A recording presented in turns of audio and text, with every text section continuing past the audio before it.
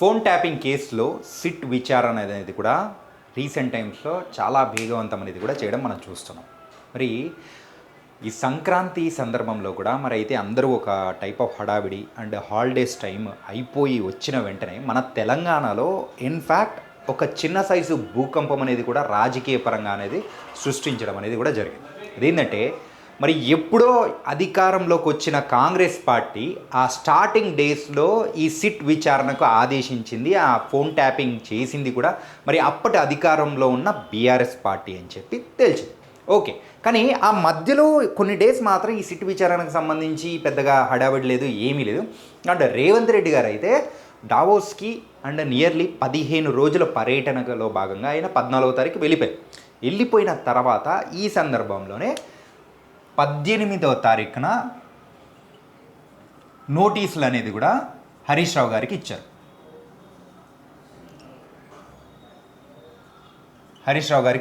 ఆయన విచారణకు 20వ తారీఖు హాజరైపోయారు. సో ఆ రోజు సుమారు ఏంటంటే ఇప్పటి వరకు ఈ సిట్ కేసులో భాగంగా అయితే మరి అప్పుడు డీజీపీగా ఉన్న వ్యక్తులను కానీ ప్రభాకర్ రావు గారు కానీ మరి ఇలాంటి వ్యక్తులను కూడా A1 A2 అండ్ తిరుపతన్న వీళ్ళందరినీ కూడా కంప్లీట్గా ఒక 5 మందిని తీసుకెళ్ళి సో వాళ్ళ మీద కేసులు పెట్టడం అనేది కూడా జరిగింది. అది మనందరికీ కూడా అది ఫస్ట్ పార్ట్. కాకపోతే ఈ సెకండ్ ఇన్నింగ్స్లో మాత్రం ఈ సిట్ విచారణ కేసులో అయితే ఫస్ట్ అయితే మరి హరీష్ రావు గారిని అయితే తీసుకెళ్ళిపోవడం జరిగింది. 20వ తారీఖు తీసుకెళ్ళి సుమారు 8 గంటల పాటు ప్రశ్నించారు. మరి 8 గంటల పాటు ప్రశ్నించిన తర్వాత మరి ఆ రోజు ఆయన వచ్చే టైంలో కూడా ఆ విచారణ అయిపోయింది అని అనుకున్నాం. కాకపోతే మరి ఆ రోజు సిట్ సభ్యులు కూడా సుమారు 9 మంది సభ్యులతో కూడుకున్నది. మరి అది కూడా మరి సజ్జన్నార్ గారి నేతృత్వంలో ఈ సిట్ విచారణ అనేది కూడా కొనసాగుతుంది. కాబట్టి అప్పుడు ఈ విచారణ అనేది కూడా సాగుతున్న టైంలో మరి హరీష్ రావు గారి అబ్బాయికి ఈవినింగ్ పూట ఫ్లైట్ ఉంది కాబట్టి అందుకోసం వెళ్తున్నా అని చెప్పేసి స్పెషల్ పర్మిషన్ తీసుకొని వచ్చానని చెప్పి మరి బయటికి వచ్చిన తర్వాత సజ్జనర్ గారు కూడా ఒక ట్వీట్ ద్వారా కూడా ఒక పత్రికా ప్రకటన అనేది రిలీజ్ చేశారు. అయిపోయింది. సో ఇది ఫస్ట్ అనమాట. దెన్ అయిపోయిన వెంటనే నెక్స్ట్ 23rd రోజు మరి కేటీఆర్ గారిని సేమ్ ఈ సిట్ విచారణకు మరి పిలిచారు. నెక్స్ట్ 3 డేస్లోనే మరి వెంటనే కేటీఆర్ గారికి నోటీసులు ఇచ్చేసి ఆయనను కూడా పిలిచి సుమారు 8 గంటల పాటు ప్రశ్నించడము ఇవన్నీ మనం జరగడం అనేది మొత్తం అయిపోయింది. కానీ ఎప్పుడైతే కేటీఆర్ గారిని ప్రశ్నించిన అదే టైంలోనే ఈ మధ్యలో ప్రెస్ మీట్స్ అనేది కూడా పెట్టి సో కాంగ్రెస్ పార్టీ మా మీద బురద జల్లుతుంది, సో ఇవన్నీ చేసేది మొత్తము అన్యాయం, మరి ఎవరైతే ఉన్నారో వాళ్ళు ఖచ్చితంగా అంటే పోలీస్ అధికారులు ఎవరైతే కాంగ్రెస్ పార్టీకి మెప్పు పొందాలని చూస్తున్నారో అలాంటి వాళ్ళు రిటైర్ అయిపోయిన తర్వాత కూడా మేము వదలము అని చెప్పేసి వాళ్ళైతే క్లారిటీగా చెప్పడం అనేది కూడా జరిగింది. అది కూడా ఏంటంటే సజ్జన్నార్ గారికి 2027 మరి జాన్లో 2028 అక్టోబర్లో అయితే పదవి విరమణ కార్యక్రమం అనేది అయితే మరి సజ్జన్నార్ గారి సర్వీస్ అనేది కూడా మరి అక్టోబర్కి తీరిపోతుంది. కాబట్టి మరి దాన్ని దృష్టిలో పెట్టుకొని మరి అప్పుడు హరీష్ రావు గారు కూడా మరి అయితే తీవ్రమైన ఘాటు వ్యాఖ్యలు అనేది కూడా చేశారు. కానీ ఈ సందర్భాల్లోనే మరి మధ్యలో మరి బీఆర్ఎస్ లీడర్గా ఉన్న మరి మాజీ IPS అధికారి అయిన ప్రవీణ్ కుమార్ గారు కూడా ఆయన కూడా ఒక వ్యాఖ్య అనేది కూడా చేశారు.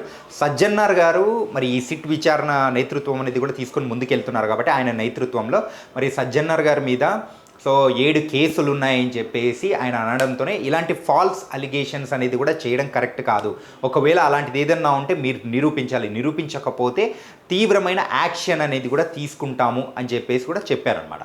సో ఇది అయిపోయిన వెంటనే మరి ఈ సిట్ విచారణ మరి కేటీఆర్ గారితో ఆగుతుందా అని అనుకున్న టైంలో మరి కేటీఆర్ గారి తర్వాత మరి 27th నాడు మరి ఆల్రెడీ బీఆర్ఎస్లో ఒక కీలక నేతగా ఉన్న సంతోష్ రావు గారిని కూడా మరి ఆ సిట్ విచారణకు హాజరవ్వాలని చెప్పి కూడా చెప్పారు.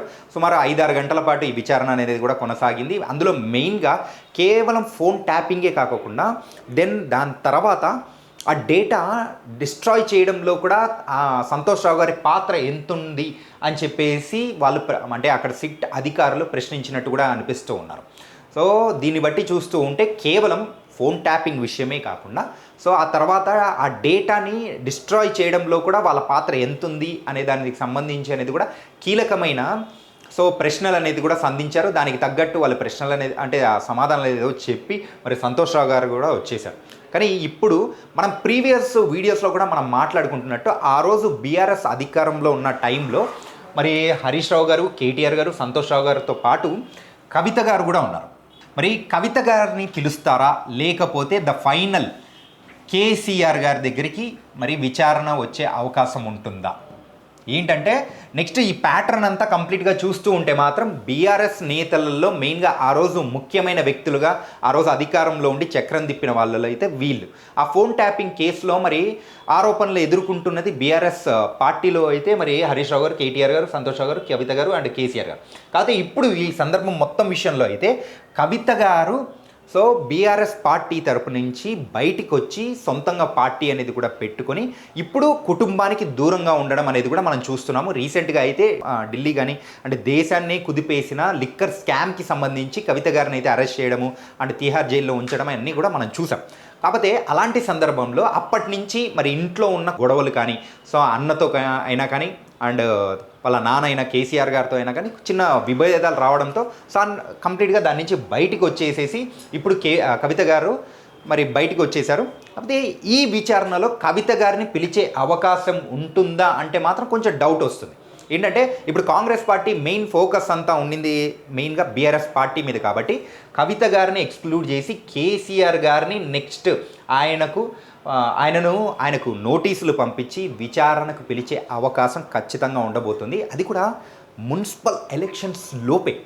అంటే నామినేషన్స్ అయితే 30th మరి వేయడానికి మరి ఆఖరి డేట్ అనేది కూడా ఇచ్చారు మున్సిపల్ ఎలక్షన్స్కి. అండ్ ఎలక్షన్స్ కూడా February 11 నాడు జరగబోతుంది. కాబట్టి ఈ లోపలే విచారణ అనేది కూడా చేయాలని సో కాంగ్రెస్ పార్టీ మరి అయితే దృఢ సంకల్పంతో ఉంది. అండ్ రేవంత్ రెడ్డి గారు వచ్చే లోపైనా కానీ ఈ కార్యక్రమం ఏదైతే ఉందో దాని గురించి మొత్తం అంటే ఈ విచారణ కంప్లీట్ చేయాలని సిట్ అధికారులకు ఒక క్లియర్ ఇన్స్ట్రక్షన్స్ ఏదో వచ్చినట్టు కూడా అనిపిస్తూ ఉంది. అంటే బయట వర్గాల్లో కూడా అదే వినిపిస్తుంది. ఎందుకంటే సో కేవలం 2-3 రోజుల వ్యవధిలోనే వీళ్ళందరినీ కూడా విచారణ అనేది కూడా పిలిచారు. అండ్ తర్వాత టార్గెట్ ఎవరు అంటే కేసీఆర్ గారే అన్నట్టు కూడా క్లారిటీ అర్థమైపోతుంది అనమాట. కాకపోతే ఇప్పుడు ప్రజెంట్ ఉన్న కాంగ్రెస్కి బీఆర్ఎస్ నేతగా అండ్ తెలంగాణలోనే ఒక బలమైన నేతగా ఉన్న కేసీఆర్ గారిని విచారణకి పిలుస్తారా? ఆయనను పిలిస్తే మాత్రం ఖచ్చితంగా సో ఒక పెద్ద మార్పు వచ్చే అవకాశాలు లేకపోలేదు. ఎందుకంటే మరి ప్రతిపక్షం పార్టీలో ఉన్నా కానీ మరి పోయినసారి జరిగిన ఎన్నికలలో బీఆర్ఎస్ పార్టీ మరి కాంగ్రెస్ పార్టీకి మంచి సమవుజ్జి అనేది కూడా ఇచ్చిందనమాట. సమవుజ్జి అనేది కూడా ఇచ్చేసి ప్రజెంట్ వాళ్ళకు కూడా ఒక బలమైన క్యాడర్ అనేది కూడా గ్రామ స్థాయిలో అయినా కానీ పట్టణ స్థాయిలో వాళ్ళకి మంచి క్యాడర్ ఉంది. అంటే ఇప్పుడు కూడా మొన్న జరిగిన పంచాయతీ ఎలక్షన్స్లో కూడా మరి బీఆర్ఎస్ పార్టీ తన పట్టు అనేది కూడా నిలుపుకుంది. కాబట్టి ఇలాంటి సందర్భంలో కేసీఆర్ గారిని పిలిస్తే ఏమవుతుంది అనే ఒక అంటే డైలమోలో కూడా ఖచ్చితంగా సిట్ అధికారులతో పాటు కాంగ్రెస్ నేతల్లో కూడా కనిపిస్తూ ఉంటుంది. ప్రజల నుంచి తీవ్ర అసహనం ఎదురవుతుందా? అండ్ దీని రీజన్ ఒకవేళ కేసీఆర్ గారిని పిలిస్తే మున్సిపల్ ఎలక్షన్స్లో ఏదైనా కానీ కాంగ్రెస్ పార్టీకి మరి ప్రజలు ఏమన్నా తిరగబడి ఓట్లు మరి ప్రతిపక్షానికి వేసే అవకాశం ఏమన్నా ఉంటుందా?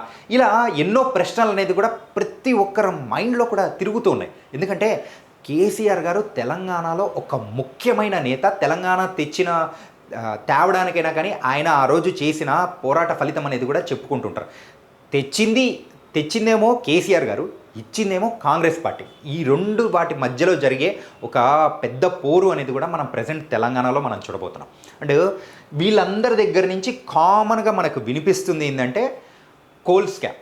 అసలు కోల్ స్కామ్ అనేది కూడా బయటికి వచ్చిన వెంటనే ఇలా సిట్ విచారణ అనేది కూడా మా మీద ఆదేశించడం అనేది చూస్తూ ఉంటే ఇది ఖచ్చితంగా కక్షపూరితమైన రాజకీయం అనేది కూడా కాంగ్రెస్ పార్టీ చేస్తుంది. మరి ఈ బొగ్గు స్కామ్లో అయితే మరి కాంగ్రెస్కి సంబంధించిన నేతలు చాలామంది ఇందులో పాత్ర ఉన్నారు. అండ్ కోల్ స్కామ్స్కి సంబంధించి మరి అయితే ఎప్పుడైతే ఆ డీటెయిల్స్ మేము చెప్పడం ఆరంభించామో అప్పటి నుంచే సో మా మీద సిట్ విచారణ అనేది కూడా వేశారు అని చెప్పేసి బీఆర్ఎస్ నేతల నుంచి కూడా బలంగా వినిపిస్తున్న వాయిస్. కాకపోతే ఈ కోల్ స్కామ్ గురించి ఇంకా బోల్డ్ అన్ని డీటెయిల్స్ కావాలంటే మాత్రం ఇంకో వీడియోలో మనం మాట్లాడుకుందాం. కాకపోతే ఇప్పటికిప్పుడు ఎలక్షన్స్ జరిగితే ఏ పార్టీ గెలిచే అవకాశం ఉంటుందో కామెంట్ సెక్షన్లో మీ కామెంట్స్ డ్రాప్ చేయండి.